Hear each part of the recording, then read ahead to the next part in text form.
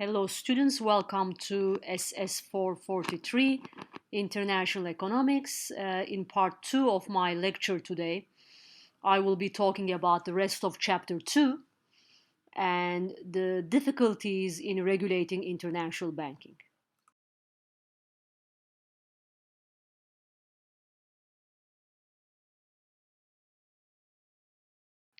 So why is it so difficult to regulate international banking? So despite all the safeguards, our financial system still faces challenges in regulating banking, especially international banking. Because there is one major reason is that the size of deposits, meaning the money held in international banking institutions, is often much larger. Therefore, the amount of insurance in international banking is often minimal. Okay? So when a bank is insured, a bank is always insured by its own country, by the country of its residence, right?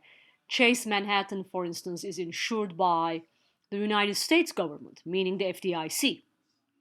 Okay? But when people start putting their money in banks other than their own country banks, then the question is what's going to happen if a foreign bank fails, right? So the size of deposits, in other words, in international banking is often much larger. Therefore, those banks are not necessarily subject to deposit insurance, or the deposit insurance is very minimal. The other reason why it is difficult to regulate international banking is because countries cannot impose reserve requirement on foreign currency deposits. Like an American government, for instance, cannot impose reserve requirement on Americans' deposits in agency offices, foreign branches, or subsidiary banks of domestic banks, because those offices are subject to different rules and regulations.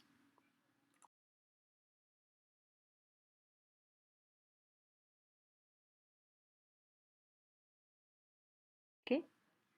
There are also jurisdictional issues. Bank examination, capital requirements, and asset restrictions are more difficult to enforce internationally.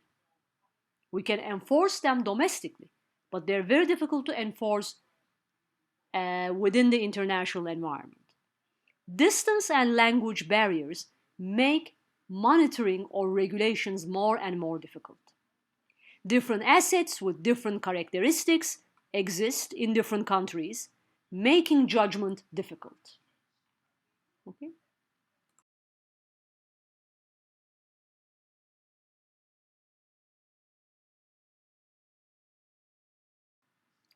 Another reason why it is difficult to regulate international banking because there is no international lender of last resort for international bank.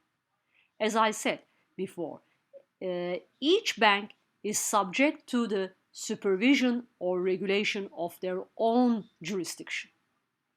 Chase Manhattan is subject to regulation within the US government, right? However, there is no international lender of last resort if, let's say, Chase's subsidiary in Mexico fails. Sometimes the IMF, International Monetary Fund, acts as a lender of last resort for governments with balance of payments problems. IMF does not give money to banks. They only give money to governments in balance of payments crisis or in financial crisis.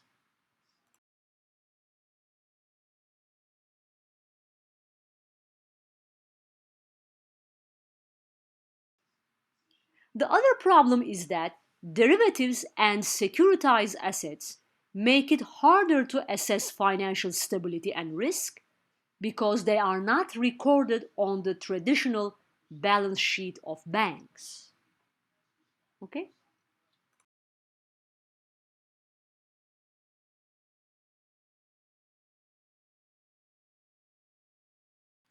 And there is also this problem known as financial trilemma.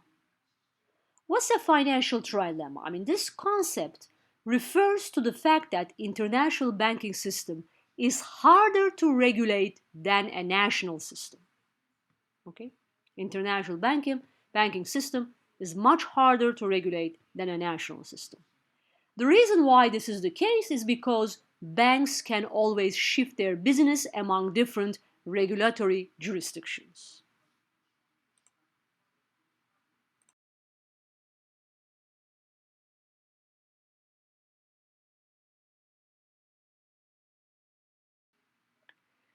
Also, don't forget, deposit insurance is essentially absent in international banking, right? Let's say if you put your money at a bank in Cayman Islands for a number of reasons, maybe you will pay less taxes and so forth and so on.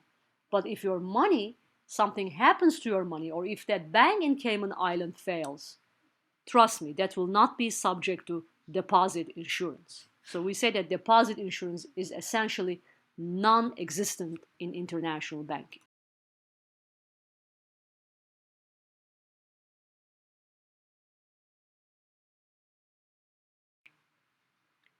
Also, bank examination to enforce capital requirements and asset restrictions again is difficult and almost impossible in an international setting. Federal Reserve or FDIC can impose regulations on banks within the United States, but it will be very difficult to reach out to banks if those banks are outside the jurisdiction of the US government. Okay?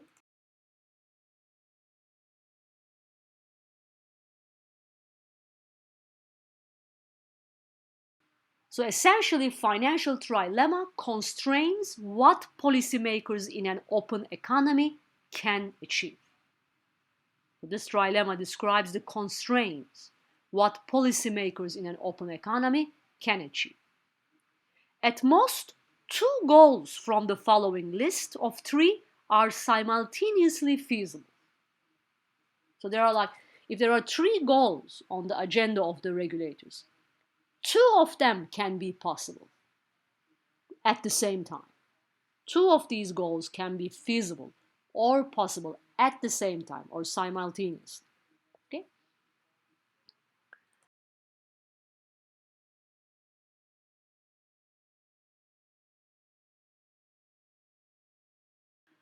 So let's talk about the regulations in the international banking system.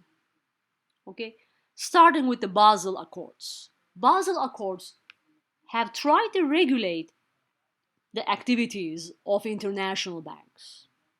Basel Accords of 1988 and 2006 provided standard regulations and accounting for international financial institutions. Okay?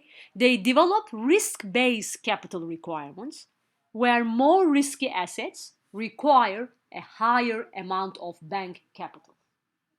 Okay? So in other words, banks should put aside a certain amount of capital or certain amount of reserves if they are holding on their assets, particularly risky financial instruments like derivatives or other types of risky securities. Okay?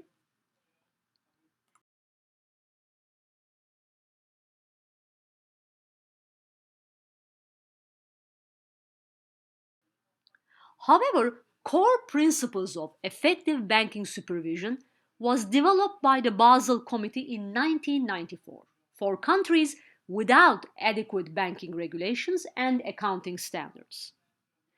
In 2010, the Basel Committee proposed a tougher set of capital standards and regulatory safeguards for international banks. Okay? And this is known as Basel III.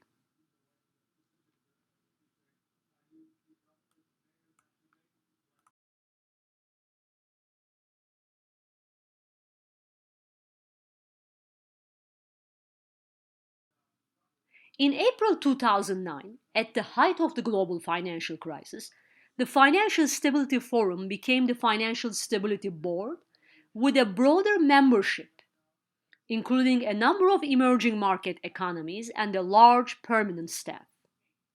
Many countries have embarked on far-reaching national reforms of their financial system as a result of this Financial Stability Board and as well as the Basel Accords.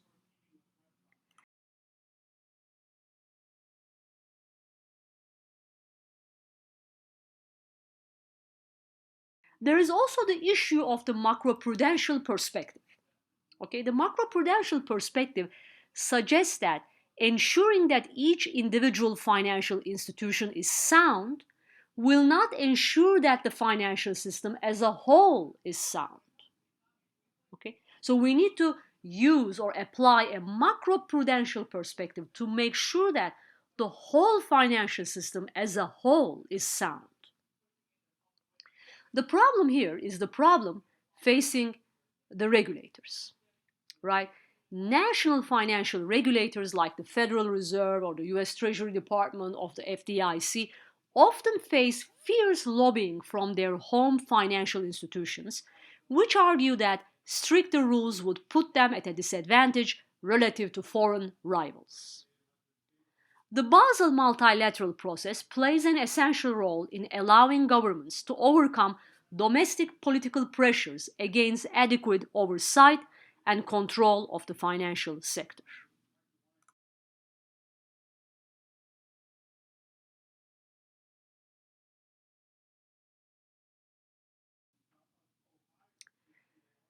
Now, if we look at the international portfolio diversification of the US government, we see that it has diversified over time. Okay? In 2008, the US owned assets in foreign countries represented about 46.6% of US capital, whereas foreign owned assets in the United States represented about 54.7% of US capital. What this means is that international capital markets have allowed investors to diversify and also to invest in US owned assets. So, what this also indicates is that foreign assets and liabilities as a percentage of GDP has grown for the US and other countries.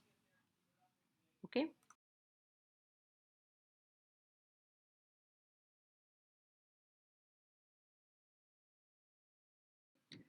So if you look at this table 20.1, the gross foreign assets and liabilities of selected industrial countries between 1983 to 2011 as a percentage of GDP, right? So let's look at the United States. The United States liabilities have become larger than the United States assets over time. The liabilities have become larger than assets. So what this means is that in the case of United States liabilities refer to foreigners' claim or ownership of US assets. So liabilities represent percentage of US capital owned by foreigners. Whereas the US assets refer to US residents' claims on foreigners, meaning US ownership of foreign assets. So over time, it's very clear that United States liabilities has become larger than United States assets, which have resulted in the current account deficits.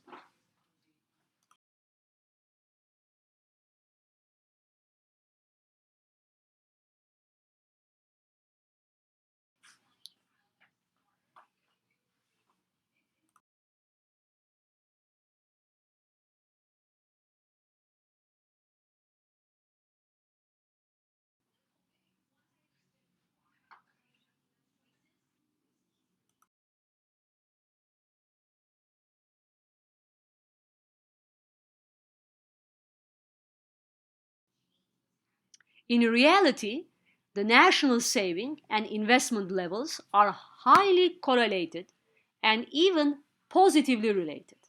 So look at this figure 20.3, which explains the relationship between saving and investment rates.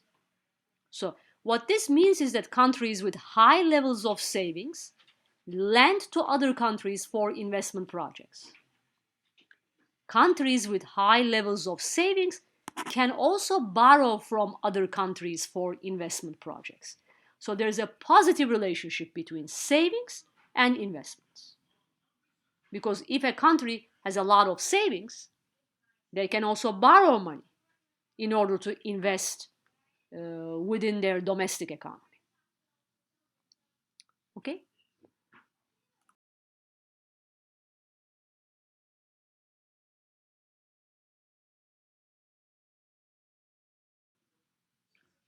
In other words, factors that generate high savings rate, such as rapid growth in production and income, may also generate a high investment rate. Governments may also enact policies to avoid large current account deficits or surpluses.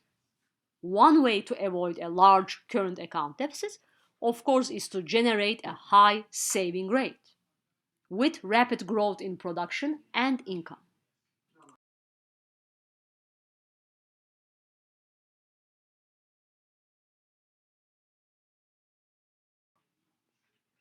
But then, what explains the differences among interest rates on deposits among countries? Ideally, in perfectly free markets, the interest rates should converge, right? We expect that interest rates on offshore currency deposits and those on domestic deposits within a country should be the same, or they should converge in the long run. Why do we assume that? Because the two types of deposits are treated as perfect substitutes, right? Assets can flow freely across borders, and international capital markets are able to quickly and easily transmit information about any differences in interest rates. Therefore, the interest rate on your deposit, let's say at a US bank here, should be almost the same um, at your deposit at a British bank, right? So the interest rates should converge over time due to these three major factors.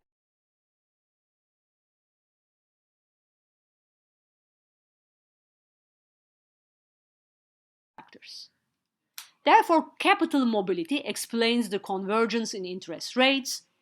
In fact, over time, differences in interest rates have approached zero as financial markets have become more globalized, information processing has become faster and cheaper through computers and telecommunications. So financial globalization, in other words, and increased capital mobility have led to convergence in interest rates.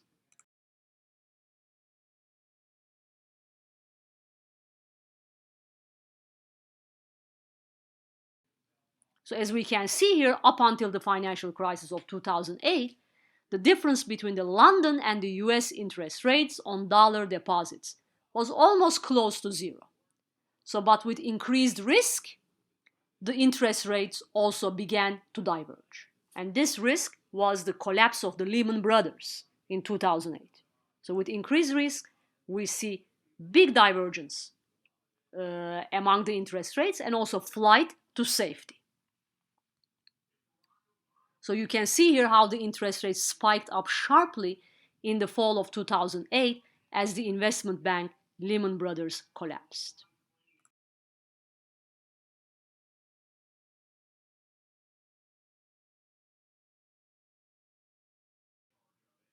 So exchange rates are hard to predict because they depend on money supply growth, government spending growth, GDP growth, and other fundamental economic variables. However, don't forget, the best prediction for tomorrow's exchange rate appears to be today's exchange rate, regardless of economic variables. So today's exchange rate is a good prediction for tomorrow's exchange rate. But don't forget, exchange rate market is very, very volatile. It's hard to predict because they depend on money supply growth, government spending growth, GDP growth, and other fundamental economic variables, especially in the long run. However, in the short run, these economic variables do not really matter that much.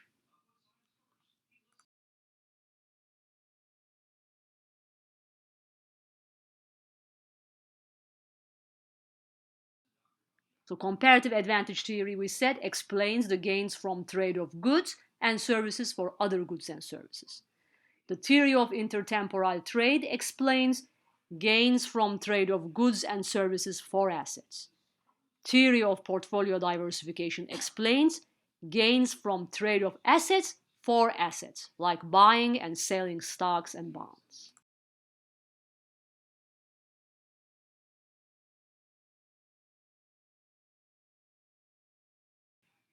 We also explained why it is difficult to regulate international banking, especially offshore currency trading.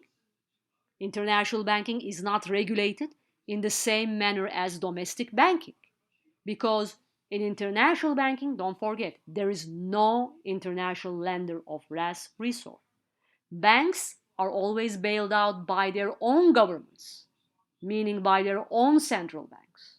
So therefore, they are subject to the rules and regulations of their own jurisdictions.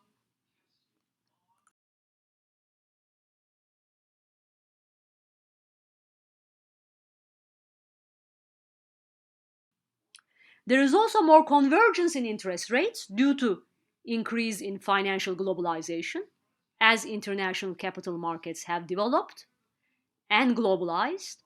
Assets have become more diversified across countries. Interest rates on offshore currency deposits and domestic currency deposits within a country have shrunk. However, don't forget, short run is always unpredictable. Even economic variables do not predict exchange rate changes well in the short run. In the short run, everything is unstable or unpredictable. Economic variables can predict exchange rate changes only in the long run. Only in the long run.